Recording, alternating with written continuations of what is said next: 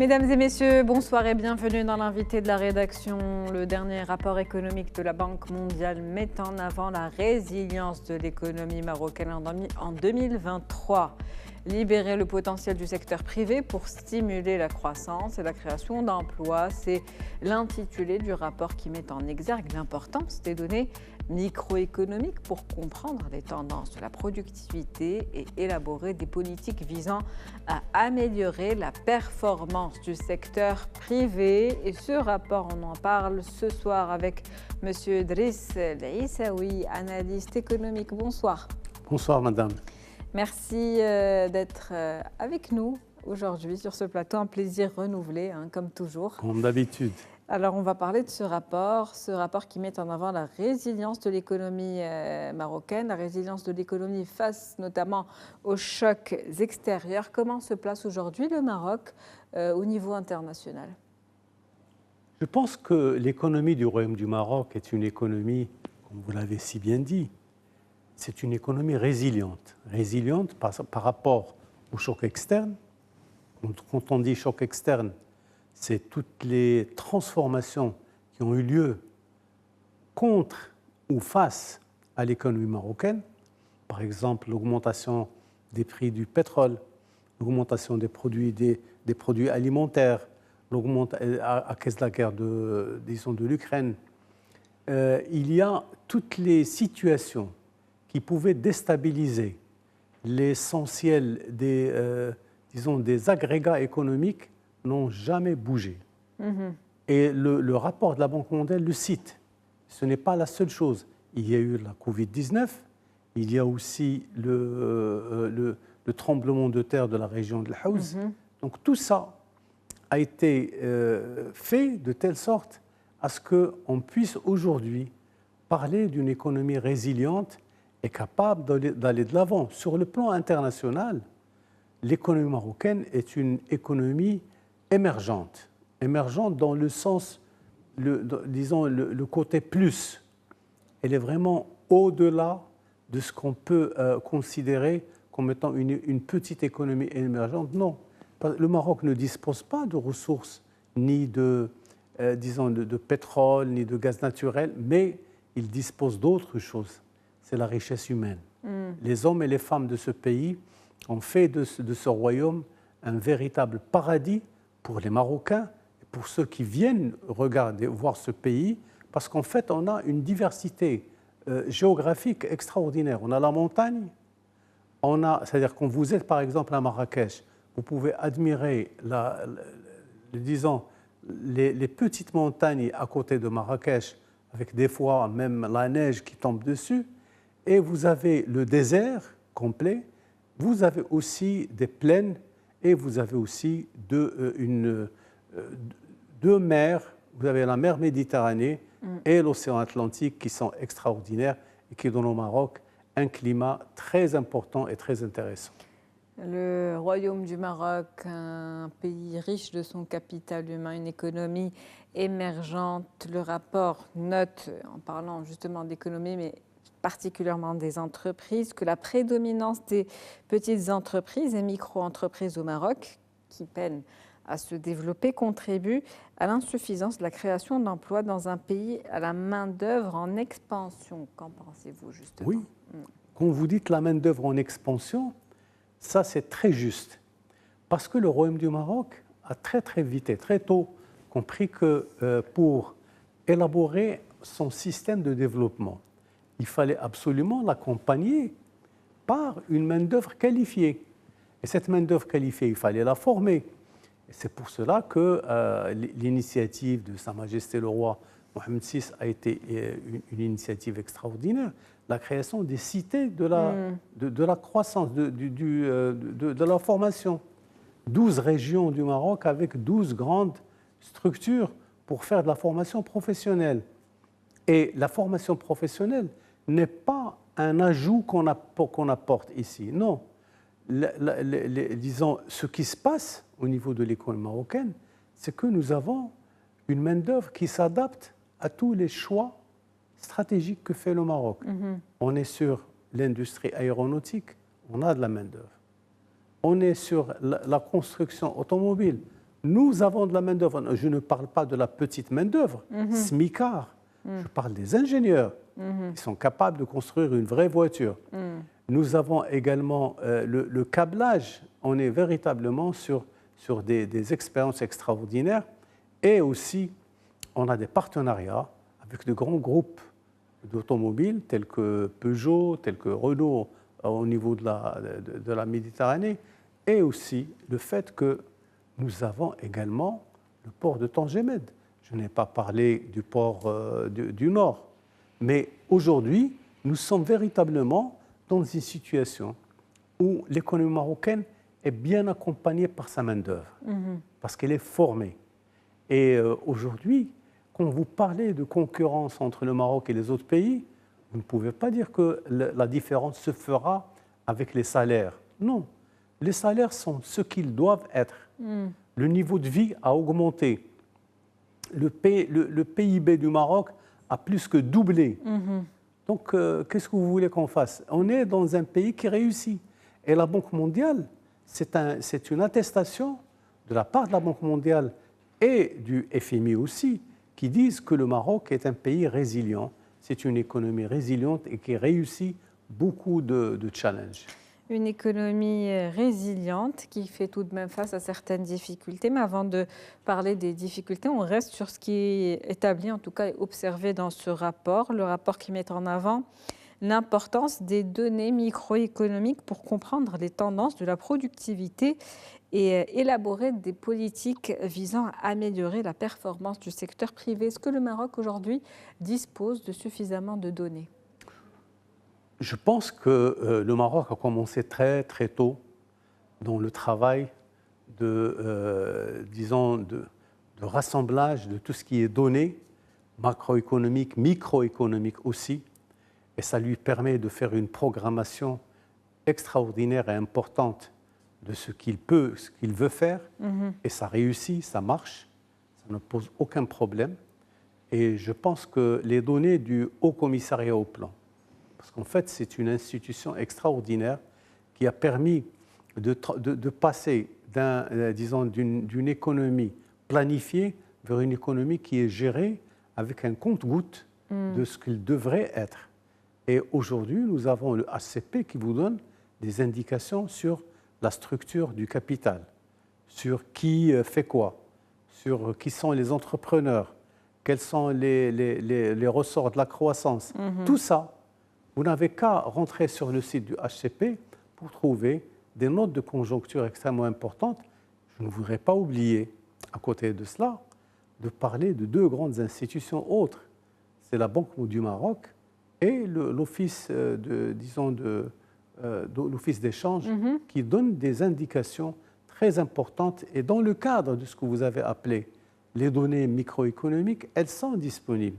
Celui qui veut travailler sur le marché marocain, celui qui veut investir au Maroc, il a tout ce qu'il faut. Qui fait quoi? Qui produit quoi? Ça existe parce que pendant un moment, c'était extrêmement difficile à trouver. Aujourd'hui, c'est très disponible. Une économie de plus en plus forte, une industrie de plus en plus forte également et résiliente. Oui. Vous parliez tout à l'heure du capital humain et des capacités ou de la qualification, on va dire, des personnes qui travaillent notamment dans les domaines de l'aéronautique, de l'automobile.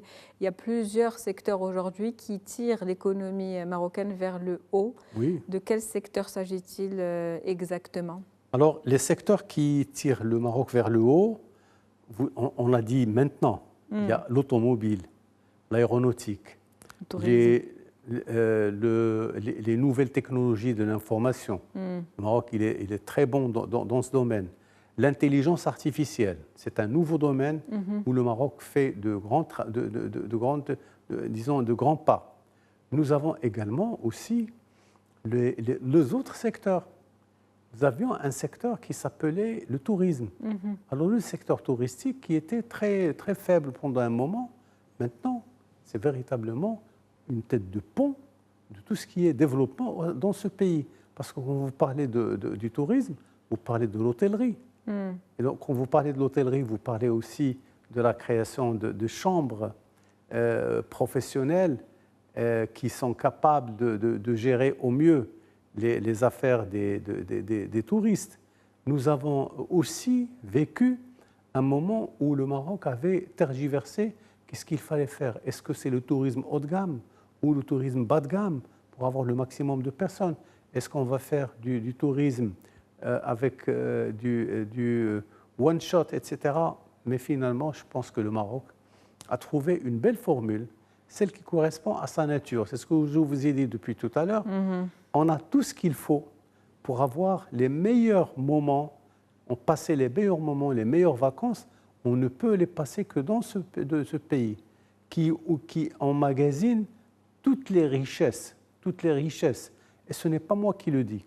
Ce sont des témoignages qui viennent de l'étranger, qui viennent, disons, d'Européens, d'Américains, qui viennent visiter ce pays et qui trouvent dans ce territoire les choses qu'ils ont toujours souhaité avoir. Surtout, la plus grande chose, la plus importante, c'est la stabilité. La stabilité qui n'a aucun prix. Parce qu'en fait, on a parlé tout à l'heure du séisme de l'Haouz. Qu'est-ce qu'il a montré, le séisme de l'Haouz? La solidarité, déjà. Ah, ben voilà. Vous avez dit le mot. La solidarité dans son acception la plus large et la plus intéressante. Et on a vu comment les Marocaines et les Marocains du monde ont contribué à financer tout ce qui touche à la prise en main des effets comment on appelle ça, des effets du séisme. Les gens ont injecté de l'argent, ils ont donné leur sang, etc. Mais ça, c'est extraordinaire. Mais tout ça, à quel moment? C'était la veille de la tenue des réunions annuelles du FMI et de la Banque mondiale à Marrakech.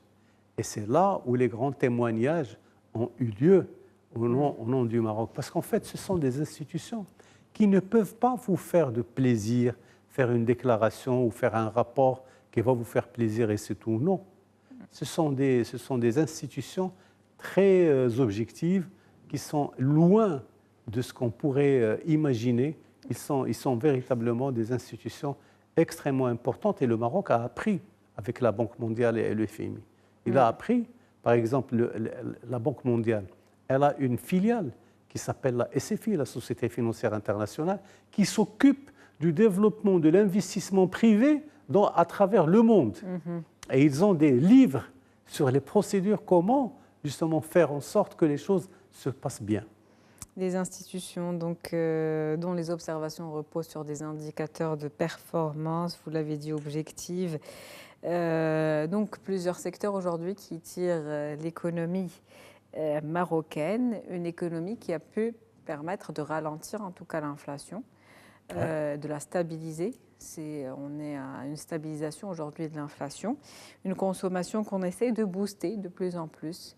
Qu'est-ce qu'on peut faire aujourd'hui pour booster davantage? C'est une nécessité. On ne peut pas parler de stabilisation au niveau du taux du taux d'inflation. Il y a 3,5%, ce qui est excellent en 2023. Maintenant, qu'est-ce qu'on est en train de faire? On est en train de parler de comment conduire tout ça vers un meilleur avenir. Alors pour le faire, il faut faire ça avec les Marocains d'ici, les Marocains du monde. D'ailleurs, ce qui est extraordinaire, c'est que les Marocains du monde qui ont vécu en Europe, qui ont vécu aux États-Unis, c'est les meilleurs ambassadeurs que le Maroc a aujourd'hui. Parce que ces mêmes personnes, ils ramassent de l'argent, ils viennent faire un investissement dans leur propre pays et ils sont là, ils participent à l'accroissement de la richesse au niveau de ce beau pays. Quel rôle jouent aujourd'hui justement les institutions financières dans la stabilisation des prix? En fait, les institutions financières, c'est un sujet assez intéressant. Quand vous parlez des institutions financières, il y a les organismes de crédit, il y a les banques, et il y a les autres institutions chargées de la monétarisation de l'économie marocaine. Oui. Alors tous ces gens-là... La banque al Maghreb. La Banque Maghreb, c'est une institution extraordinaire. Elle permet de gérer au mieux la masse monétaire, le crédit, tout tout passe par la banque centrale. Mais aujourd'hui, les autres banques, en fait, la Banque centrale, elle se plaint de temps en temps d'une situation où il y a trop de cash qui circule, par exemple. Ça, c'est une remarque importante. Le Wali Bank al-Maghrib vient de faire une déclaration dans ce sens en disant qu'il y a trop de cash dans l'économie marocaine. Cela veut dire quoi? Ce qui est une bonne chose en principe, non? Non. Quand il y a trop de cash, ça veut dire que l'économie est sous-bancarisée. Elle est sous... vous voyez, c'est-à-dire que quand on est bancarisé, quand on a des mécanismes de paiement modernes, par exemple en Afrique, vous avez des gens qui peuvent faire des opérations bancaires avec leur téléphone. C'est ce qu'on fait tous les jours ici au Maroc aussi. Pas tout le monde, malheureusement. Alors, ils ont remarqué que le cash prenait le dessus sur l'ensemble des transactions qu'il y avait et que finalement, la bancarisation, qui n'est pas encore arrivée à un niveau souhaitable, au moins comme le souhaite la Banque centrale ou les grands économistes qui souhaitent voir le Maroc jouer un autre rôle, un rôle plus fédérateur par rapport à ses forces internes et par rapport aux défis qu'il doit relever au niveau régional, au niveau africain. Il faut aller donc de plus en plus dans la digitalisation des services bancaires aujourd'hui. Oui, la digitalisation a certainement apporté énormément de choses à l'économie marocaine. Il faut le dire. Ce sont des choses qui, d'ailleurs, comme la bancarisation, la digitalisation, elle est très utile. Tout le monde utilise son téléphone pour faire des paiements, pour regarder ce qui se passe, pour avoir de l'information. Et ça, depuis 1994, où on a introduit le téléphone portable, à aujourd'hui, on est arrivé à des situations extraordinaires. Mais comment on peut aller plus en avant? Plus loin. Il faut Est-ce que c'est l'offre qui n'est pas assez riche par rapport à cela ou c'est les mentalités qu'il faut C'est d'abord les mentalités. Je pense qu'il y a un travail à faire sur les mentalités pour les faire évoluer, faire changer les choses et faire accepter aux gens que vous pouvez faire des transactions. Parce qu'en fait, quand on voit ça en Europe, il y a trop de tromperies, il y a trop de triches. Et on ne peut pas accepter ça dans un pays comme le Maroc, sinon il vous faut avoir les tribunaux les plus larges, les plus grands au monde. Justement, cette digitalisation permet plus de transparence également, des liquidités. Oui, c'est ce que souhaitent les financiers, c'est ce que souhaitent les banquiers. Et puis ça permet aussi d'inclure l'informel? Alors l'informel, il y a plusieurs solutions pour l'informel. Le Maroc a utilisé tous les moyens. Il est en bonne voie pour lutter contre l'informel, parce que l'informel, on l'oublie souvent. C'est celui qui crée de la croissance, c'est celui qui crée de l'emploi. Souvent, on l'oublie. Alors, si vous voulez qu'on fasse de l'essentiel avec peu de choses, faites marcher l'informel. Alors, mais l'informel va rester, parce qu'on l'a vu dans d'autres pays, tout ce qui est économie informelle ou économie souterraine pose des problèmes de structuration des structures économiques de pays comme, on a l'exemple de l'Italie, il y a d'autres pays qui ont... La Grèce. La Grèce, c'est le mauvais exemple. Donc, il faut faire attention à cela. Mais le Maroc, c'est un pays qui arrive quand même à se développer malgré les difficultés que l'on peut imaginer. Justement, vous avez parlé d'emploi et ce rapport pointe du doigt le fait que la hausse du chômage impacte les performances économiques au niveau du Maroc. Comment faire en sorte de créer davantage d'emplois, sachant que la croissance était positive cette année, mais paradoxalement, le taux de chômage a également évolué. Le taux de chômage, c'est le mal du siècle, madame. Le mal du siècle, le mal de tous les pays. C'est que le chômage n'a jamais été... C'est-à-dire, quand on parle du chômage, on est en train de parler disons, de personnes et d'économies qui sont bien réglementées et qui fonctionnent dans des situations qui sont connues. Alors, le chômage dans un pays comme le Maroc, ça va être difficile. Et d'ailleurs, ce n'est pas un sujet nouveau. Mais il a augmenté. Hein. Il a augmenté, et c'est dommage pour l'économie marocaine, parce qu'en fait, ceux qui créent de l'emploi, c'est l'informel, je vous l'ai dit, je viens de vous le dire. C'est le secteur privé, ce n'est pas le public.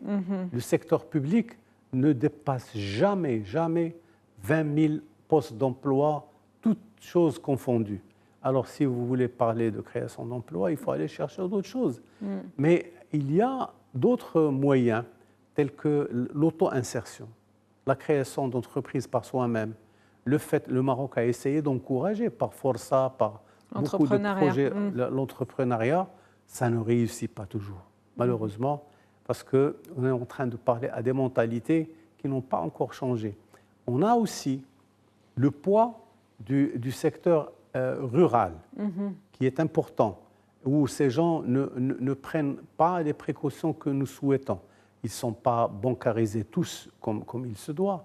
Ils ne sont pas au top de la technologie, etc. Mais nous avons quand même des espaces disons, de richesse qui peuvent se développer à l'avenir. Justement, dans ce secteur rural, il y a la production agricole, cette production qui représente une part importante aujourd'hui du PIB, mais qui est assujettie au risque climatique, risque qui a également été pointé du doigt lors de ce rapport. Oui. Comment s'adapter aujourd'hui? La production agricole, elle représente combien selon vous dans la croissance? Elle ne dépasse jamais 13%. Mais le problème, c'est que quand vous avez une mauvaise récolte, par exemple cette année, on a eu une mauvaise récolte, c'est moins de 50 000 quintals à l'hectare. Donc, qu'est-ce qu'il fallait faire? Qu'est-ce qu'on va faire? Il n'y a rien à faire. On est dans une situation où, d'ailleurs, je pense que la problématique a été posée au niveau du Maroc. C'est les pénuries d'eau, les pénuries de pluie, les trucs cycliques, la sécheresse pratiquement permanente au niveau de l'économie marocaine. Justement, comment s'adapter aujourd'hui? Les solutions ont été trouvées. À ce niveau, nous avons créé ce qu'on appelle les autoroutes de l'eau, pour transfert de l'eau de régions où il y a trop d'eau vers des régions où il n'y en a pas. D'ailleurs, ce sont des solutions qui ont été imaginées aux États-Unis, pas seulement au Maroc. Ils ramassent aussi la pluie, les eaux de pluie, ils les utilisent. Vous avez également le dessalement d'eau de mer. Le dessalement d'eau de mer, et le Maroc, maintenant, il a beaucoup d'usines qui sont très performantes à ce niveau. On l'utilise pour l'irrigation. Et d'ailleurs, si vous avez remarqué, le traitement tertiaire des eaux usées nous permet disons, d'irriguer même le gazon qu'il y a dans une ville comme Rabat ou dans d'autres villes. Et finalement, je pense qu'il faut trouver le moyen de gérer les choses au mieux, mais surtout revenir à nos valeurs ancestrales. Et nos valeurs ancestrales, elles viennent de l'islam. Il vous dit qu'on ne peut pas dilapider ce que Dieu nous a donné. Dieu nous a donné des richesses, il faut les préserver et les conserver autant que faire se peut. Et c'est sur ces derniers mots que se termine cet entretien avec vous, Monsieur L'Issaoui. Merci à vous pour toutes ces précisions. Je rappelle que vous êtes analyste économique, Driss L'Issaoui. C'est un plaisir. C'est un plaisir aussi pour moi. C'est la fin de l'invité de la rédaction pour ce soir. Merci pour votre fidélité. Très bonne soirée. On se retrouve demain avec un nouvel invité.